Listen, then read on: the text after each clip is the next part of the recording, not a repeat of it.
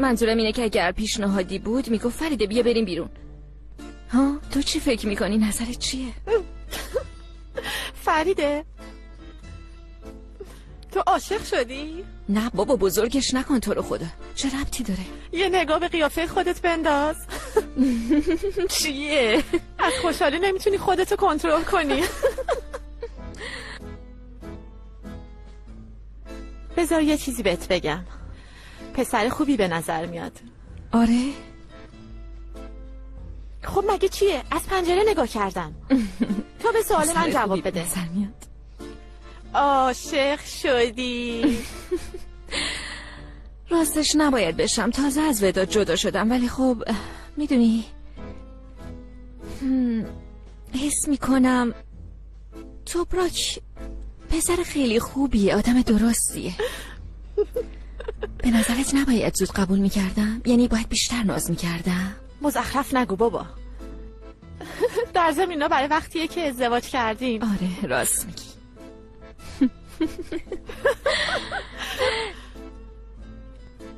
چی شده؟ یه لحظه، من یه موضوع خیلی مهم رو فراموش کردم. فریده چی شده؟ فردا حالا چی باید بپوشم؟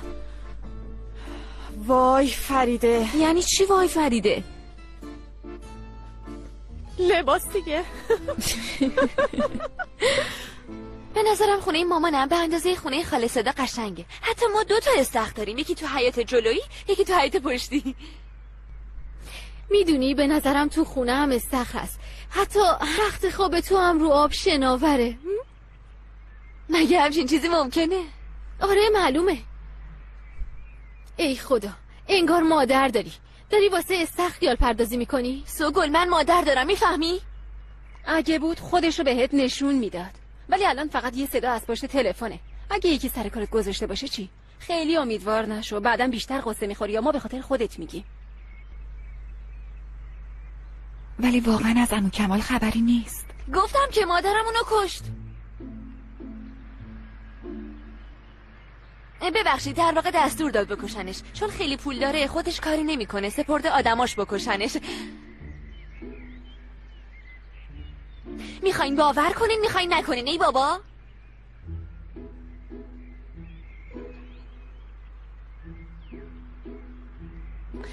شاید اونی که طلاها رو دزدیده دلش به حال ما سوخت، طلاها رو به کمال پس داد. ممکن نیست؟ واسه همین اونم دست از سر ما برداشت. دقیقاً. آفرین، به نظر منم اینطوری شده. یعنی دیگه بدون هیچ ترسی میتونیم زندگی کنیم؟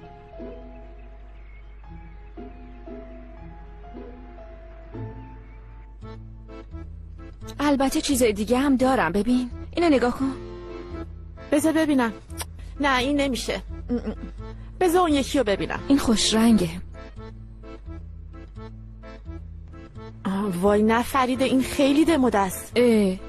نه این نمیشه. واقعا من اصلا از این چیزا سر در نمیارم. اینم آوردم اما من اینو تنت دیدم؟ آره دیدی. اینو سر نامزدین با وداد پوشیده بودم. وای نه فریده، این خوب نیست. برای شروع جدید لباس جدید لازمه. یعنی باید برم بخرم؟ آره حتما. باشه میرم.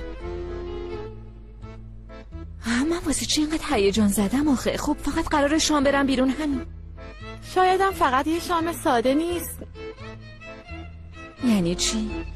نمیدونم، شاید اون تصمیمش جدی باشه. تو قرار اول دیگه چی؟ به نظرت خیلی رمانتیک نیست؟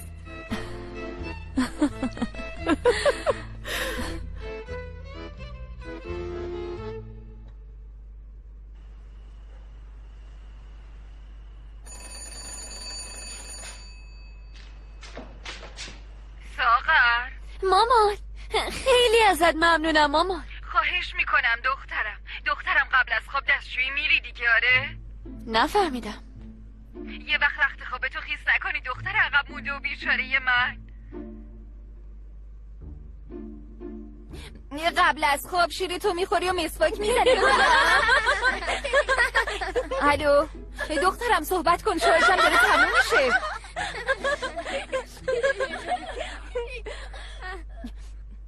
ساغر عوضی تو چقدر آدم کثیفی هستی؟ تو دیگه چجور آدمی هستی؟ من میکشمت، بیچارت میکنم حسابتو میرسم. تو کیو مسخره میکنی؟ من مادر و پدر دارم و نه زنده. کی میگی کجاست؟ من الان حساب تو یکیو میرسم.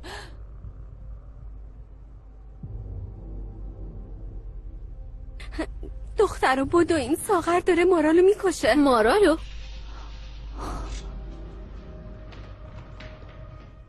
میکشمت. من تو رو تیکه میکنم.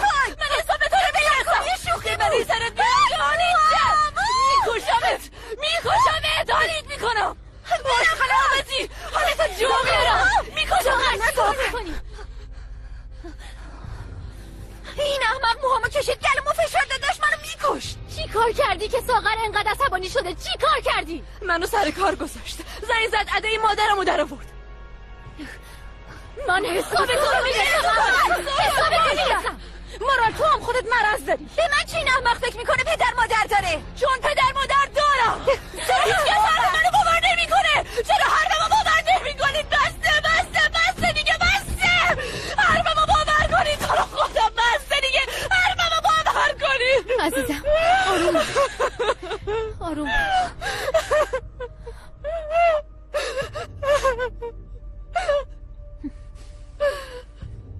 وقتی ستاره بشم از این خراب شده نجات پیدا میکنم. از اینجا گم شو تا ما از شرط خلاص بشیم. عوضی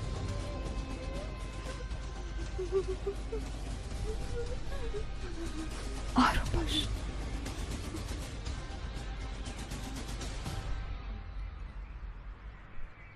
چرا نیومدن؟ داره دیرمون میشه. سوگل میدونی من چی فهمیدم؟ مادرم وقتی من تو درد سر میافتم بهم زنگ میزنه. خوب که چی؟ وقتی تو درد سر میافتم میاد نجاتم میده. یعنی اگه یه بار دیگه تو درد سر بیافتم. وای ساغر، برای اینکه بتونی مادرتو پیدا کنی میخوای خودتو تو درد سر بندازی؟ انقدر حماقت نکن، یکم تو کلت عقل نیست.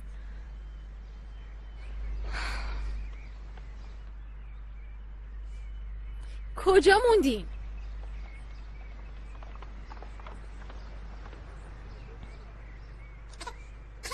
گریه نکن داداشی، گریه نکن. ببینی اینجا چی هست صرافه. اگه گریه کنی باید قهر میکنه. باشه تو رو خود گریه نکن. مامان اومدی؟ آره اومد. ببین مامانی اومد. گریه نکنی. اگه گریه نکنی بهت غذا میده. باشه متین؟ هوا خیلی گرمه. تا برم و برگردم نابود شدم. گریه نکن عزیزم، گریه نکن دلبندم، گریه نکن قربونت برم، گریه نکن. مامان مدرسم داره دیر میشه، موامو ببر. بشرا دست از سرم بردار. ببین اگه اینا رو برای فردا آماده نکنم پولی برای خریدن نونم نداری.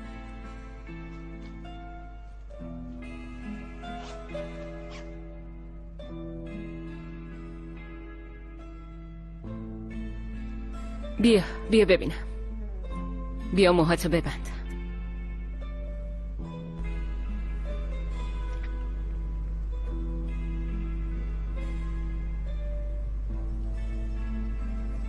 از مامانی ناراحت نشو. خیلی خستم، خیلی داغونم. یاد بوده عروسی منم میتونم وقتی از مدرسه میام درست کنم. قربونت برم. تو میخوای با این دستای کوچولوت به مامانی کمک کنی؟ ببینین دوستان، متنی که دستتونه متعلق به یه نویسنده معروف ایتالیاییه. صحنه‌ای که به عنوان یه درگیری براتون انتخاب کردیم دوستاتون تمرین کردن. بفرمایین بچه‌ها.